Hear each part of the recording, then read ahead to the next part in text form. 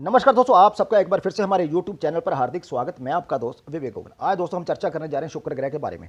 शुक्र ग्रह आज रात 12 बजे के बाद 2:19 पर अपने मित्र शनि की मकर राशि से निकलकर शनि की ही दूसरी मूर्त को राशि कुंभ में प्रवेश करने जा रहे हैं और वहां पर वो 17 मार्च तक रहेंगे। शुक्र, जैसे कि हम सभी जानते हैं कि बहुत ही सुखों को प्रदान करने वाला ग्रह है। विवाह कामना जो भी आपकी हो, लग्जरी जितनी भी हो, वो सारी शुक्र से देखी जाती है। सेक्स लाइफ शुक्र से देखी जाती है। तो अब वहां पर रहेंगे शुक्रदेव 17 मार्च तक। अब वो शुक्रदेव 12 के 12 लग्नों को वहां रहते हुए क्या शुभ अशुभ जो भी परिणाम देंगे उसके बारे में चर्चा करेंगे। अब वो परिणाम कैसे देंगे ये भी थोड़ा सा बता दूं। देखिए, हर जो राशि है उस राशि में 2.25 नक्षत्र पड़ते हैं और जो कुंभ राशि है इसमें भी नक्षत्र रहते हुए, मतलब 17 मार्च तक रहते हुए शुक्र जो है 3 नक्षत्रों से गोचर करेंगे।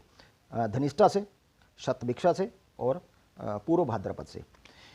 धनिष्ठा के 2 चरण लास्ट, तीसरा चौथा इसी राशि में पड़ते हैं और राहु के 4 चरण इसी राशि में पड़ते हैं और गुरु जो पूर्व भाद्रपद नक्षत्र के स्वामी हैं उनके जो पहले के 3 चरण हैं वो इसी राशि में पड़ते हैं। तो इस राशि में रहते हुए शुक्रदेव जो है इन नक्षत्रों का भी रिजल्ट देंगे। जो भी मैं चर्चा करूंगा वो मैं प्लैनेट, शुक्र और नक्षत्रों को लेकर, ठीक है ना, वो जो शुक्र है किन किन भावों को सिग्निफाई करेगा अलग अलग लगन लेकर। तो कहने का मेरा मतलब यही है कि मैं आखिर इस लाइन में हूं तो मैं भी कुछ ना कुछ देखता रहता हूं इधर उधर। ज़्यादातर लोगों का जो फोकस होता है यही होता है कि जो शुक्र जो है ना जी, जो वृषभ तुला जो लगन है उनको, या मकर या शनि के जो कुंभ लगन है उनको, या बुध के जो 2 लगन है उनको सिर्फ जो है ये अपना फल देंगे। ऐसा कुछ नहीं है, ऐसा बिल्कुल नहीं है। क्योंकि हम जिस समय की बात कर रहे हैं, देखिए 27 नक्षत्र हैं, 12 हाउस हैं, 12 राशियां हैं। प्लैनेट हमेशा कहता हूं कि वो तो मूवमेंट उनकी चलती है, एक भाव से दूसरे भाव, दूसरे से तीसरे, तीसरे चौथे है, वो चलते रहते हैं, वो कहीं रुके हुए नहीं हैं। और इसी तरह जिस तरह वो भावों से मूवमेंट करते हैं ऐसी वो नक्षत्रों से करते हैं, इसी तरह वो उपनक्षत्रों से करते हैं। तो जो लोग कहते हैं कि जी सिर्फ इन्हीं लग्न वालों के लिए योग कारक हैं फला, बिल्कुल नहीं है, ऐसा नहीं होता। योग कारक तब होंगे यदि वो, मान लो जो हम शनि की बात कर ले, ठीक है ना, कि जी वो शुक्र का जो लगन है वहां पर योगकारी तब होगा। हमें ये देखना वो किस नक्षत्र पर है जन्म का, या गोचर में किस नक्षत्र पर है गोचर करेगा, जिस पर्टिकुलर समय की बात कर रहे हैं। तो यदि अब शुक्र की बात कर रहे हैं तो मकर कुंभ की बात करेंगे, मिथुन और कन्या की बात करेंगे वृषभ और तुला की। अब इस समय दौरान जब वो इन नक्षत्रों से गुजरेगा, इन नक्षत्रों से मिलते हुए खुद किन भाव में बैठा गोचर करेगा, किस भावों का स्वामी है, और नक्षत्र लॉर्ड किस भाव का स्वामी है, किस भावों का गोचर करेगा, किस भाव का स्वामी, उससे मिलकर जिन भावों को सिग्निफाई करेगा भाई वैसा रिजल्ट देगा। अब वो रिजल्ट पॉजिटिव हो नेगेटिव हो, इसमें कोई वो नहीं है कि ये मेरे मित्रों के लगन है तो मैं अच्छा फल दूंगा, ये मेरे मित्रों के लगन नहीं है तो मैं बुरा फल दूंगा। ऐसा प्लैनेट नहीं है। प्लैनेट ना तो बुरा होता है, कोई भी प्लैनेट हो ना अच्छा होता है, ना कोई भाव बुरा होता है, ना कोई भाव अच्छा होता है। आपको क्या चाहिए, जो कुछ आपको चाहिए, यदि वो प्लैनेट चाहे वो बुरा है, चाहे अच्छा है, चाहे राहु चाहे केतु, यदि वो उन भावों को सिग्निफाई कर रहा है भाई हमारे लिए अच्छा ही है, ठीक है ना। और यदि नहीं सिग्निफाई कर रहा, चाहे वो फिर अच्छा प्लैनेट हो, योगकारी हो, उच्च का हो, बलवान कुछ भी हो, जब हमारी इच्छा ही नहीं पूरी कर रहा वो, तो फिर क्या। तो प्रैक्टिकली एस्ट्रोलॉजी कीजिए, लकीर के फकीर मत बनिए। मेरा कहने का मतलब ये बनता है। इस वीडियो को आगे मैं चर्चा करने से पहले एक चीज मैं और जवाब देना चाहूंगा। एक मैंने वीडियो अपलोड किया था तुला लगन के लिए मार्च का महीना कैसे रहेगा। वहाँ हमारे एक दोस्त हैं जो हमारे यूट्यूब जो चैनल के पर जो भी वीडियो अपलोड करते हैं और कंटिन्यू देखते हैं, तो उन्होंने वहाँ पर एक क्वेश्चन पूछा आज मुझे। तो मैंने वहाँ पर लिखा कि मैं आपका जो आंसर है वो मैं जो भी वीडियो अपलोड करूँगा वहाँ पर देने की कोशिश करूँगा। उन्होंने कहा कि आपने तुला लगन की बात की मार्च के महीने में, वीडियो काफ़ी अच्छा बनाया, नक्षत्र उपनक्षत्रों को लेकर जो भी चर्चा करनी थी 9 के 9 प्लैनेट की मैंने उस वीडियो में की। तो उन्होंने कहा कि इस समय दौरान शायद लग्नेश अस्त होगा, उस समय जिस समय की मैंने बात की मार्च के महीने में। तो मैं उनको, अपने दोस्त को एक मैसेज करना चाहता हूं कि दोस्त, प्लैनेट की वैल्यू नहीं है। प्लैनेट अस्त हो, प्लैनेट वक्री हो, उसकी कोई वैल्यू नहीं है। एक बात याद रखिए, प्लैनेट गोचर करते हुए अस्त हो गया, वक्री हो गया, लेकिन किस नक्षत्र पर है। यदि वो नक्षत्र लॉर्ड डायरेक्ट है तो घटना होकर रहेगी, लेकिन यदि जिस प्लैनेट की हम बात कर रहे हैं वो ऐसे नक्षत्र पर है जो वक्री है या अस्त है जिस पर्टिकुलर समय की, तो घटना में उसको हटा दिया जाता है। वो घटना देने के काबिल नहीं होता या उसका जो बल है कम होता है।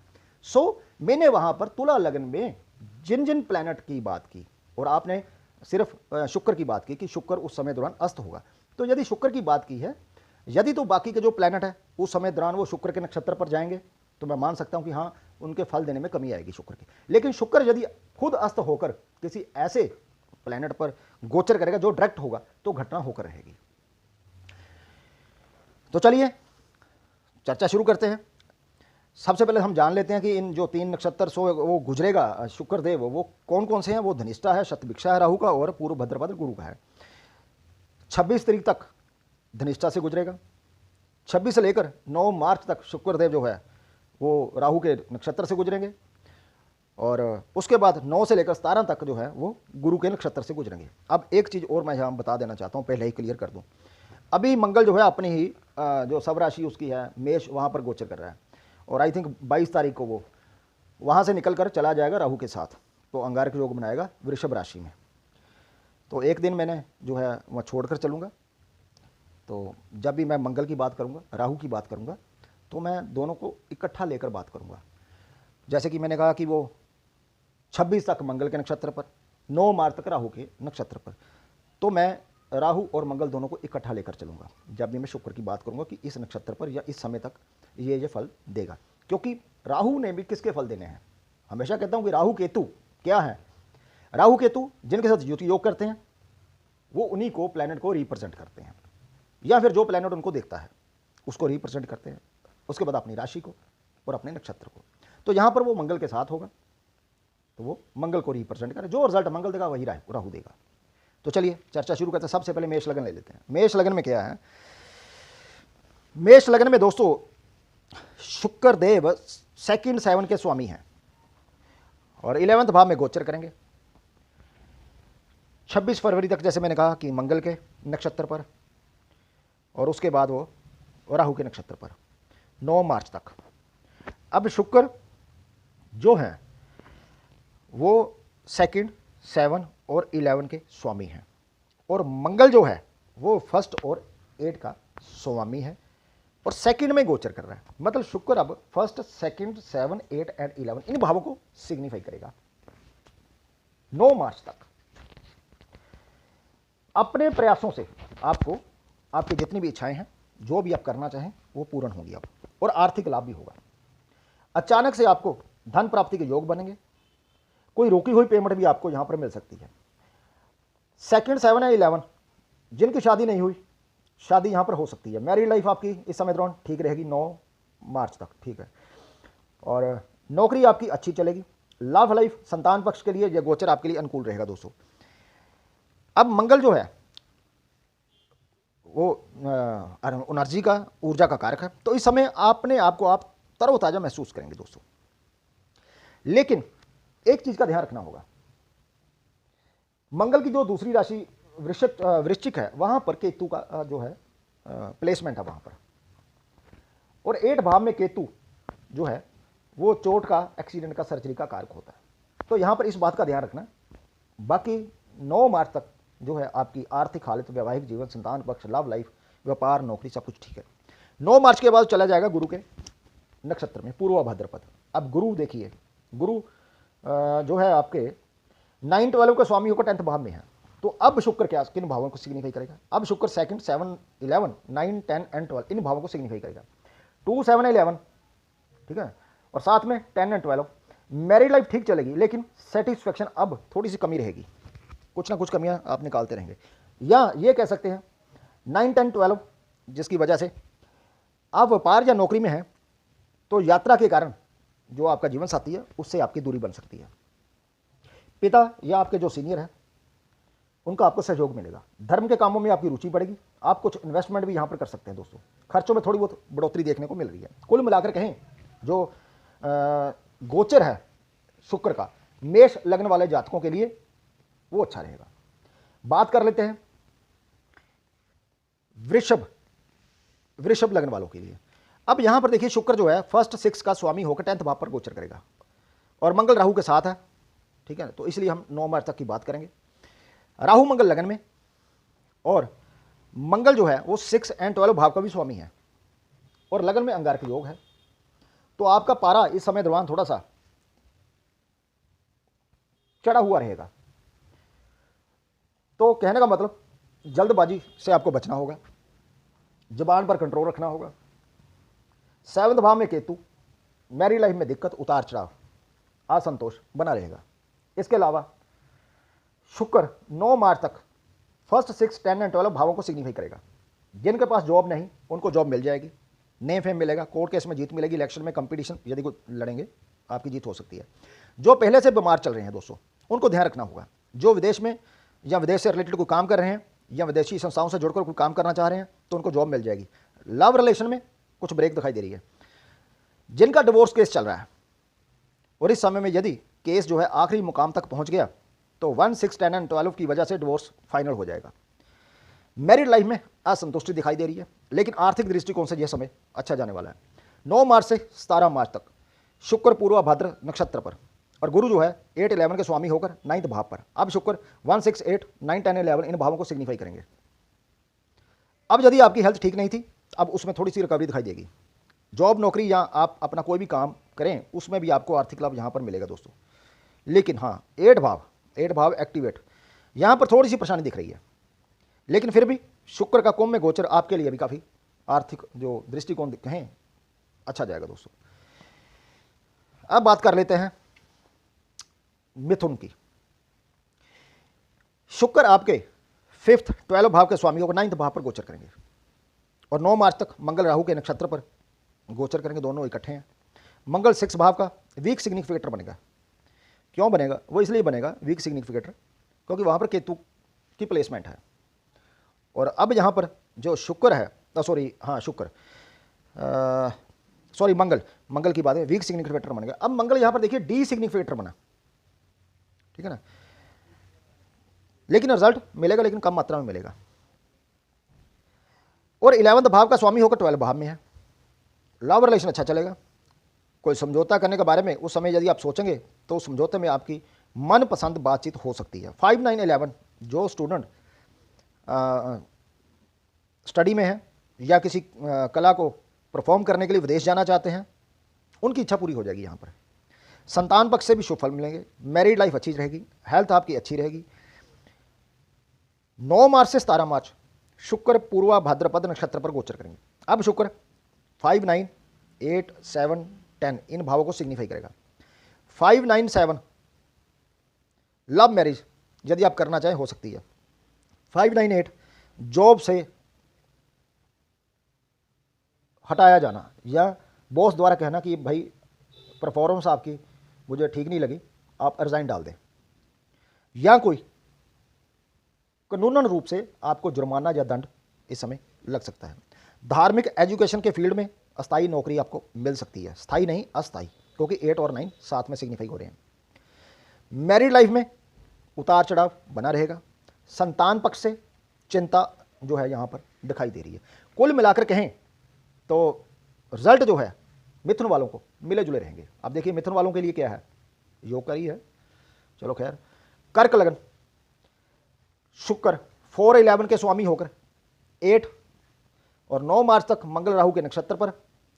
मंगल 10th भाव का स्वामी होकर 11th में, 5th का भी स्वामी है, लेकिन वीक सिग्निफिकेटर है क्योंकि केतु वहाँ पर जो है प्लेसमेंट है केतु की 5th भाव में। केतु 5 होने से संतान शिक्षक क्षेत्र में परेशानी दिखाई दे रही है। यहाँ पर शुक्र 4, 11, 8 का सिग्निफिकेटर है और साथ में नक्षत्र द्वारा 10 एंड 11 को भी सिग्निफाई कर रहा है। 4 और 10 किराएदार से समस्या, यदि आपने कोई प्रॉपर्टी किराए पर दी है तो किराएदार से इस समय आपको समस्याओं का सामना करना पड़ेगा। मशीनों से कोई ना कोई दुर्घटना हो सकती है आपके साथ, हेल्थ का ध्यान रखें। 4 और 11 प्रॉपर्टी के मामले में कोई ना कोई वाद विवाद जो है हो सकता है। शिक्षा को कंटिन्यू रखने में भी आपको थोड़ी सी प्रॉब्लम हो सकती है। और जो इंडस्ट्री चला रहे हैं उनको आर्थिक लाभ अच्छा होगा। अब 9 मार्च से 17 मार्च तक शुक्र पूर्वाभाद्र नक्षत्र पर गोचर करेगा और जिसके स्वामी गुरु हैं वो आपके चार्ट में 6, 9 के स्वामी होकर 7th भाव में है। अब शुक्र 4, 6, 7, 8, 9 को सिग्निफाई करेगा। वाहन आपको ध्यान से चलाना पड़ेगा। लिटिगेशन का कोई ना कोई सामना करना पड़ सकता है। यदि जॉब नहीं है तो टीचिंग, धार्मिक जो कोई संस्थान होगा वहाँ पर कोई ट्रस्टी या ट्रस्ट में कोई ना कोई नौकरी ऐसी मिल सकती है। दुर्घटना सहायता केंद्र में नौकरी मिल सकती है। Love life, married life, family life, संतान पक्ष से रिजल्ट आपको अच्छे दिखाई नहीं दे रहे। जो महिला जातक प्रेग्नेंट हैं उनको अपना ख्याल रखना होगा, क्योंकि 4, 6, 8 भाव प्लस केतु 5th भाव में प्लस राहु मंगल 11th भाव में। कुल मिलाकर 21 फरवरी से 9 मार्च का समय जो है वो ठीक रहेगा। इसके बाद बात कर लेते हैं सिंह लगन के जातकों के बारे में। शुक्र आपके चार्ट में 3rd 10 का स्वामी होकर 7th भाव में है और 9 मार्च तक मंगल राहु के नक्षत्र पर गोचर करते हुए 9 और 10 भावों को से भी जुड़ेगा, वो इनको भी सिग्निफाई करेगा। 8 भाव में केतु पारिवारिक सुख में जो है वो कमी करेगा। 8 भाव में नहीं है, 4th भाव में केतु है, तो पारिवारिक सुख में यहाँ पर कमी दिखाई दे रही है। और 4th भाव का वो वीक सिग्निफिकेटर बनेगा मंगल। 3, 9, 10 आपकी शिक्षा के अनुरूप आपको कामकाज कोई भी शुरू कर सकते हैं इस समय दौरान, यदि करना चाहे। यदि नौकरी में है तो ट्रांसफर ऑर्डर मिल सकते हैं। आप किसी के साथ मिलकर साझेदारी में कोई फर्म खोल सकते हैं इस समय दौरान, या कम्युनिकेशन से रिलेटेड कोई काम कर सकते हैं। व्यापार के सिलसिले में यात्रा हो सकती है। सेकंड मैरिज यदि करना चाहें, मतलब जिनका डिवोर्स हो चुका है ऑलरेडी, सेकंड मैरिज करना चाहते हैं, तो इस समय दौरान वो योग उठेगा आपका। लेकिन एक शर्त है, सेकंड मैरिज का योग पहले आपको अपने चार्ट में देखना होगा। यदि वो चार्ट में है तब ये योग उठेगा, यदि चार्ट में सेकंड मैरिज का योग ही नहीं है तो फिर नहीं। फिर जिनका योग होगा सिर्फ उनकी सेकंड मैरिज हो सकती है। 7, 3, 9 विरोधियों द्वारा किसी एग्रीमेंट की प्राप्ति।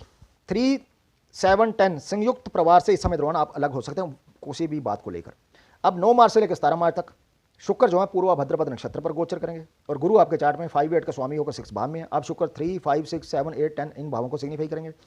मौसम की जो उतार चढ़ाव है उसकी वजह से शरीर में शक्ति की कमी महसूस करेंगे। व्यावसायिक स्थान जो है आपका काम करने का वहाँ पर जो भी कामकाज करते हैं उसमें बदलाव दिखाई दे रहा है। जो बुक सेलर हैं उनको आर्थिक लाभ दिखाई दे रहा है। आर्ट और कला या शेयर मार्केट इनमें जो है थोड़ा सा नुकसान जो है दिखाई दे रहा है जहाँ पर, क्योंकि साथ में 6, 8 भी आ रहा है 5 के साथ। सर्विस, नौकरी, पड़ोसी, छोटे भाई बहनों से वाद विवाद हो सकता है और सामने वाले की तरफ से भी वाद विवाद को बढ़ावा दिया जा सकता है इस समय दौरान यदि कोई वाद विवाद होगा आपका। और काम काज में आपको कार्यभार आपका ज़्यादा होगा, लेकिन सैलरी की बढ़ोतरी आपकी हो जाएगी, लेकिन इतनी नहीं होगी जितनी आपने सोच रखी है। मैरिड लाइफ में उतार चढ़ाव दिखाई दे रहा है। जिसकी मैरिड लाइफ में उतार चढ़ाव पहले से ही बहुत ज़्यादा चल रहा है, तो जो है डिवोर्स का नोटिस जो है इस समय दौरान उनको मिल सकता है। लेकिन फिर वही बात कि पहले तो डिवोर्स का जो कम्बिनेशन है या योग है वो चार्ट में होना चाहिए। यदि योग बना हुआ है वहाँ पर डिवोर्स का, तो इस समय दौरान जो है नोटिस आपको प्राप्ति हो सकती है। बात कर लेते हैं कन्या लग्न वालों के लिए। अब कन्या लग्न वालों के लिए शुक्र जो है 2, 9 का स्वामी होकर 6 भाव में है और मंगल राहु जो है 3rd, 8 के स्वामी होकर 9th भाव में है। अब यहाँ पर देखिए कॉम्बिनेशन क्या बनेगी। 2, 3, 6 सर्विस में लाभ या कर्जा लेना। 2, 3, 8 आर्थिक कंट्रोल की वजह से मानसिक तनाव। किसी पैतृक दस्तावेजों के द्वारा आए, किसी एग्रीमेंट के द्वारा मेहनताना मिलना आपको। कम्युनिकेशन सूचना द्वारा अचानक किसी धन की प्राप्ति होना और विदेशों से आर्थिक सहायता मिल सकती है। नौकरी नहीं तो अस्थायी नौकरी मिल जाएगी, लेकिन सैलरी कम होगी। व्यापार में आर्थिक हालत तो नॉर्मल रहेंगे आपके। 9 से लेकर 17 मार्च तक पूर्व भद्रपद नक्षत्र पर गोचर करेगा गुरु और गुरु जो है वो 4, 7 के स्वामी होकर खुद 5th भाव में और शुक्र अब सिग्निफाई करेगा 2, 4, 5, 6, 7, 9 इन भावों को सिग्निफाई कर दे। 8 शेयर मार्केट, मनोरंजन के साधनों से आए, भूमि भवन वाहन आदि से लाभ की या प्राप्ति हो सकती है। या जैसे कि आजकल वो प्रधानमंत्री योजना चल रही है, तो ये भी हो सकता है कि आप कोई मकान खरीदे उसमें आपको सब्सिडी आ सकती है। प्रॉपर्टी पर भी आपको कर्जा जो है इस समय दौरान मिल जाएगा। इंटीरियर डेकोरेशन के जो भी आइटम है, जो भी काम कर रहे हैं लोग, इनसे जुड़ा हुआ सेल परचेज का उनको लाभ होगा। सर्विस में है तो यदि आप कोई ना कोई आवास की प्रतीक्षा में या कि मुझे मिल जाएगा, चाहे जिसकी सरकारी कोई जॉब करने वाले हैं उनको आवास इस समय दौरान मिल जाएगा। हेल्थ प्रॉब्लम आपको हो सकती है। मैरिड ब्यूरो चलाने वालों को भी आर्थिक लाभ यहाँ मिलता दिखाई दे रहा है। कुल मिलाकर जो है कन्या लग्न वालों के लिए शुक्र का जो गोचर है अच्छा रहेगा। बात कर लेते हैं तुला वालों के लिए। अब तुला के स्वामी तो खुद ही है वो शुक्र देव और 8 भाव के भी स्वामी हैं। 5th भाव पर वो गोचर करेंगे। राहु मंगल के नक्षत्र पर रहेंगे 9 मार्च तक और मंगल जो है 7 और 2nd भाव का स्वामी होकर 8th भाव में है। अब यहाँ पर आर्थिक नुकसान, लेकिन शुक्र 2, 7, 8 का भी सिग्निफिकेट है, इसलिए कुछ ना कुछ अचानक से भी धन की प्राप्ति हो सकती है। यदि नुकसान होगा साथ में कुछ ना कुछ प्राप्ति भी हो जाएगी। और सबसे बड़ी बात, जीवन साथी से या पार्टनर से भी, जो भी लाइफ अपने जो बिजनेस पार्टनर है या लाइफ पार्टनर है, उनसे भी आर्थिक लाभ यहाँ पर मिलता दिखाई दे रहा है। और इवन कि आप भी उनके ऊपर कुछ ना कुछ खर्चा यहाँ पर करेंगे। शेयर जुआ सट्टे से हानि होगी। लव मैरिज हो सकती है, लेकिन कुछ परेशानियाँ या इमेज आपकी यहाँ पर खराब होनी हो सकती है।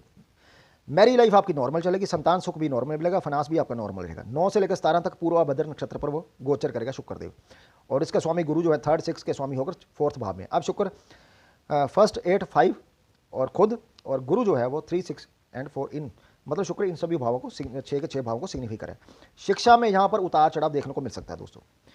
कंपटीशन में यदि कोई आप लड़ रहे हैं तो निराशा मिलेगी। लव रिलेशन पर संतान पक्ष जो है आपका कमजोर दिखाई दे रहा है यहाँ पर, और जो प्रेग्नेंट लेडी हैं उनको भी अपना ध्यान यहाँ पर रखने की जरूरत होगी। मानसिक तनाव की बढ़ोतरी हो सकती है। कला मनोरंजन शेयर मार्केट में हानि होगी। नौकरी व्यापार में उतार चढ़ाव लगा रहेगा। हाँ, कर्ज कुछ फिर भी उतार सकते हैं, या आप उतारने की इस समय दौरान कोशिश करेंगे दोस्तों। कुल मिलाकर नॉर्मल रहेगा। बात कर लेते हैं वृश्चिक लग्न वालों के लिए। यहाँ पर वृश्चिक लग्न में जो केतु महाराज वो लग्न में ही है, और मंगल राहु 7वें भाव में, तो इसलिए अब लग्न में केतु होने से क्या होगा कि सिर में या कोई ना कोई चोट ऐसी लगने का डर होता है। और मंगल राहु 7वें भाव में बैठे हैं, अंगारक योग में आकर बैठे हैं, तो मैरिड लाइफ में भी काफ़ी एक्सरसाइज चलती रहेगी आपकी। अब शुक्र जो है वो 7 12 के स्वामी होकर दोस्तों 4th भाव में है, और मंगल राहु 7 में होकर 6 भाव में है। वैवाहिक जीवन में असंतुष्टि के कारण तलाक भी हो सकता है, यदि वहाँ पर डिवोर्स का योग बना हो जन्म चार्ट में आपके। कर्ज के साथ कोई ना कोई प्रॉपर्टी की खरीद कर सकते हैं आप। विदेश में नौकरी यदि करना चाहें या विदेशी संस्थाओं से जुड़कर कोई ना कोई काम काज करना चाहें तो आपको नौकरी व्यापार से लाभ होगा। मैरिड लाइफ संतान पक्ष आपका ठीक रहेगा। अब 9 से लेकर 17 तक पूर्वा भद्र नक्षत्र पर गोचर करेगा शुक्र, और शुक्र जो गुरु है आपके चार्ट पर वो 2nd और 5 के स्वामी होकर 3rd भाव में विराजमान होंगे। तो स्टडी में, मैरिड लाइफ में जो है विचारों में मतभेद के बावजूद भी मैरिड लाइफ जो है ठीक ठाक चलती रहेगी। लव लाइफ संतान पक्ष एजुकेशन फील्ड में आपको आर्थिक लाभ मिलता दिखाई दे रहा है।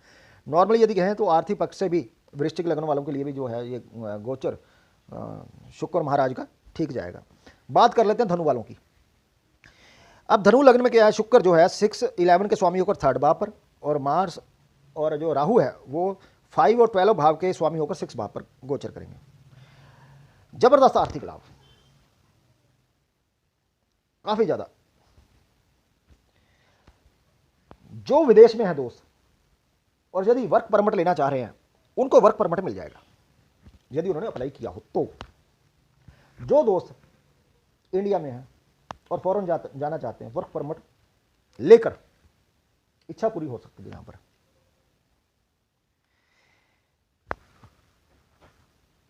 इसके अलावा राजनीति में भी कोई पद की प्राप्ति हो सकती है। लव लाइफ में उतार चढ़ाव बना रहेगा। सबको अपने अपने क्षेत्र में, जो भी लोग किसी भी क्षेत्र में काम करते हो, अच्छा आर्थिक लाभ मिलता दिखाई दे रहा है। इंपोर्ट एक्सपोर्ट के बिजनेस से अच्छा आर्थिक लाभ है। शेयर मार्केट से, चाहे आप शॉर्ट टर्म करें चाहे लॉन्ग टर्म करें। 9 से 17 पूर्व भाद्रपद नक्षत्र पर, और गुरु जो है 1st 4 के स्वामी होकर 2nd भाव में। प्रॉपर्टी, कोई एग्रीमेंट, कोई सौदा, कोई नौकरी, कर्ज से लाभ, कर्ज का मिलना, प्रॉपर्टी परचेज, नेम फेम, यात्रा से लाभ, कोर्ट केस, कंपटीशन में सक्सेस, एजुकेशन अच्छी, जबरदस्त। धनु लग्न वालों के लिए बहुत ही बढ़िया गोचर जाने वाला है। बशर्ते शर्त एक है, वो मैं कह दूं, हम सिर्फ एक प्लैनेट की बात कर रहे हैं, शुक्र की, उसके गोचर की। यदि धनु लग्न वालों के लिए इस जो समय है वो शुक्र का दशा चल रही हो, भुक्ति चल रही हो, तो बड़ा जबरदस्त जो है आर्थिक लाभ मिलता दिखाई दे रहा है। बात कर लेते हैं मकर की। शुक्र 5 10 का स्वामी होकर 2nd में, मंगल राहु जो है 1 11 के स्वामी होकर 5th भाव में। दोस्तों संतान, कला, मनोरंजन, शुक्र से रिलेटेड कोई भी काम जितने भी हैं सब में आर्थिक लाभ, नेम फेम, संतान, study, love life, married life, संतान की प्राप्ति के भी योग हैं। 9 से 17 पूर्व भाद्रपद नक्षत्र पर गोचर करेगा शुक्र, और गुरु 3rd 12 को स्वामी होकर लगन में। कमीशन एजेंट, दलाल, ट्रांसफर से आर्थिक लाभ, पैसा देकर ट्रांसफर करवा सकते हैं, हो जाएगी। ट्रैवलिंग अलाउंस का क्लेम मिलना, लॉटरी से लाभ, राइटिंग से लाभ, एग्रीमेंट द्वारा इन्वेस्टमेंट, काम काज में जो है स्थान परिवर्तन हो सकता है, थोड़ा सा कोई दूसरा काम शुरू करना चाहे वो भी हो जाएगा। जबरदस्त आर्थिक लाभ और नेम फेम की प्राप्ति, धनु और मकर खासकर। और एक मैंने कहा था बाकी तो सभी को मिलेगा, लेकिन ज़्यादातर जो देखा मैंने एनालिसिस किया कि धनु, मकर और जो हमने बात की थी मेष की, बाकी में अच्छा है, कोई बुरा नहीं है, लेकिन ये बड़ा ज़बरदस्त इनको शुक्र, यदि इनको शुक्र की दशा चल रही हो तो, या भुक्ति चल रही हो तो। बात करते थे कुंभ की। कुंभ में भी देखिए हम कहते हैं योग करिए, 4-9 का स्वामी होकर लग्न में, मंगल राहु 3rd 10 एंड 4 में, भूमि भवन या मशीनों की सेल परचेज करने वाले जो लोग हैं, आर्थिक लाभ, किसी भी तरह का कोई एग्रीमेंट कर सकते हैं, उससे भी आपको आर्थिक लाभ होगा, कोई डील करने किसी से, या प्रॉपर्टी डीलर, कार डीलर, जबरदस्त आर्थिक लाभ, नेम फेम की प्राप्ति। इस समय जो स्टूडेंट है कोई व्यावसायिक शिक्षा भी ले सकते हैं, एजुकेशन फील्ड या कम्युनिकेशन के काम करने वाले, जबरदस्त आर्थिक लाभ, यात्रा होगी, आर्थिक लाभ, साथ में औद्योगिक सामान का जो सेल करते हैं उनको बड़ा जबरदस्त है, या फॉरेन में कोई डील करते हैं, बड़ा जबरदस्त लाभ दिख रहा है, इंपोर्ट एक्सपोर्ट का बिजनेस करने वाले उनको बड़ा अच्छा अर्थ लाभ दिख रहा है यहाँ पे। और 9 से 17 पूर्व भाद्रपद नक्षत्र पर जाएगा शुक्र, और गुरु जो है वो 2nd और 11 के स्वामी कटे वाले भाव में है। कंस्ट्रक्शन के फील्ड में लाभ, प्रॉपर्टी में इन्वेस्टमेंट हो सकती है, किसी संस्था के आप कोई ऐसी धार्मिक संस्था हो उसके आप ट्रस्टी बनाए जा सकते हैं, लेकिन योग होना चाहिए पहले चार्ट में। डिस्प्यूटेड प्रॉपर्टी, उसमें इन्वेस्ट करेंगे बड़ा जबरदस्त लाभ मिलता है, या बहुमूल्य वस्तु में आप जो है इन्वेस्ट कर सकते हैं इस समय। कुल मिलाकर कुंभ लग्न वालों के लिए शुक्र का जो गोचर है काफी अच्छा रहेगा। बात कर लेते हैं सबसे लास्ट मीन, 3rd 8 के स्वामी होकर 12 भाव पर गोचर करेगा वो, और मंगल राहु 2nd 9 का स्वामी और 3rd भाव पर गोचर करेंगे। आर्थिक संकट की वजह से समझौता करना या किसी से बातचीत करनी, भाई मेरा आर्थिक हालत ठीक नहीं है, कुछ ना कुछ सोचिए, और आपके लिए सोचा भी जाएगा। विरोधियों द्वारा परेशानी पैदा करना, गोल्ड या दूसरी किसी कीमती जो चीज़ें हैं उनको आप इस समय दौरान बेच सकते हैं आर्थिक संकट के कारण। आपके अकाउंट दस्तावेजों में कोई ना कोई प्रॉब्लम आ सकती है इस समय दौरान। चेक ड्राफ्ट या किसी डॉक्यूमेंट की जो है इस समय दौरान वो गुम हो सकता है, जिससे आपको परेशानी झेलनी पड़े। अचानक से ट्रांसफर हो सकता है नौकरी में, किसी एग्रीमेंट को आप कर सकते हैं, यात्रा हो सकती है, कोई बुरी खबर भी मिल सकती है आपको। लेकिन 8 का संबंध 2nd से भी है, 3rd से भी है नक्षत्र के थ्रू, लेकिन किसी ना किसी ऊपर भी तो जाएगा, और जब ऐसे ऊपर जाएगा जो 6 या 10 या 11 भाव को सिग्निफाई करे, अचानक से आर्थिक हालत फिर जंप करेगी। 9 से 17 तक शुक्र जो है पूरा भद्रपद नक्षत्र पर गुरु के, गुरु देखिए आप यहां पर 1st 10 के स्वामी है, 11 पर गोचर करेंगे। क्या बात है, जबरदस्त नेम फेम, जबरदस्त आर्थिक लाभ, जबरदस्त जो है विदेश से आर्थिक लाभ, यात्रा से आर्थिक लाभ, एग्रीमेंट से आर्थिक लाभ, अचानक से धन की प्राप्ति, सब जबरदस्त यहां पर दिखाई दे रहा है दोस्तों। तो ये थी चर्चा शुक्र महाराज के बारे में कि वो कुंभ पर आकर सभी लग्नों को कैसा जो है रिजल्ट वो देंगे दोस्तों। आशा करता हूं ये चर्चा आपको अच्छी लगी, और यदि अच्छी लगी तो प्लीज़ कमेंट कीजिए, और प्लस वीडियो को यार प्लीज़ लाइक कीजिए। तो मिलते हैं एक और नई जानकारी को लेकर, तब तक के लिए दोस्तों नमस्कार।